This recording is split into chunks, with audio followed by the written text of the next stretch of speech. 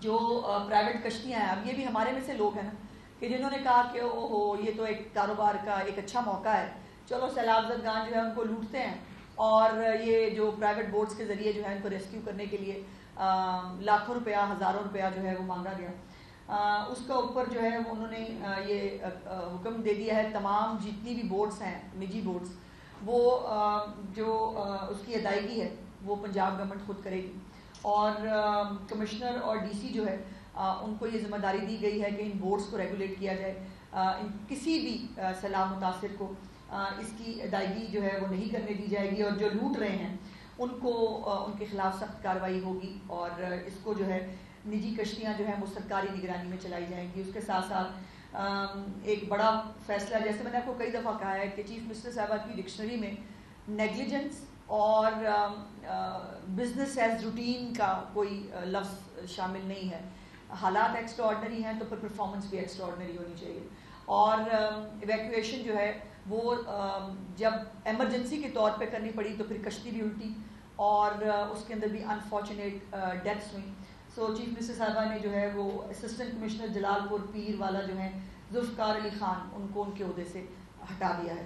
اور مکرم سلطان صاحب جو ہے ان کو اسسٹنٹ کمشنر جلال پور پیر والا جو ہے وہ تعینات کر دیا گیا ہے۔ اس وقت ملتان میں 139 ریسکیو بوٹس جو ہیں وہ فلڈ ریسکیو آپریشن میں مصروف ہیں، اور دیکھیے میری گزارش یہ ہے کہ یہ سویپنگ سٹیٹمنٹ دینا کہ جی کوئی مدد کو نہیں آیا، کسی کا انخلا حکومت نے نہیں کیا، سب لوگ جو ہے وہ پرائیویٹلی کر رہے ہیں، یہ سویپنگ سٹیٹمنٹ تھوڑا سا میرا گلہ ہے کہ یہ نامناسب ہے۔ اس وقت جو صرف گزشتہ 24 گھنٹوں کے اندر جو ہے 3628 3628 لوگوں کو ریسکیو کیا گیا ہے، اور گزشتہ 3 دنوں میں صرف 13617 لوگ جو ہیں وہ ایویکویٹ کیے گئے ہیں۔ تو یہ کہنا کہ حکومت ہی نہیں، حکومت نے کیا ہی نہیں، لیکن اس کو بہت تیزی سے ہونا چاہیے تھا۔ چیف منسٹر صاحبہ کا اسسٹنٹ کمشنر صاحب کے اوپر یہی ایک گلہ تھا کہ آپ کو، اور یہ میں نے آپ کو کئی دفعہ بتایا ہے کہ وہ ڈیلی میٹنگ کرتی ہیں، اور ڈیلی میٹنگ کر کے ہر ایک سے پوچھتی ہیں ایڈمنسٹریشن سے کہ آپ کو کسی چیز کی ضرورت ہے تو بتائیے۔ انہوں نے کہا ہمیں ضرورت ہی نہیں ہے، ہمیں کوئی چیز چاہیے ہی نہیں ہے۔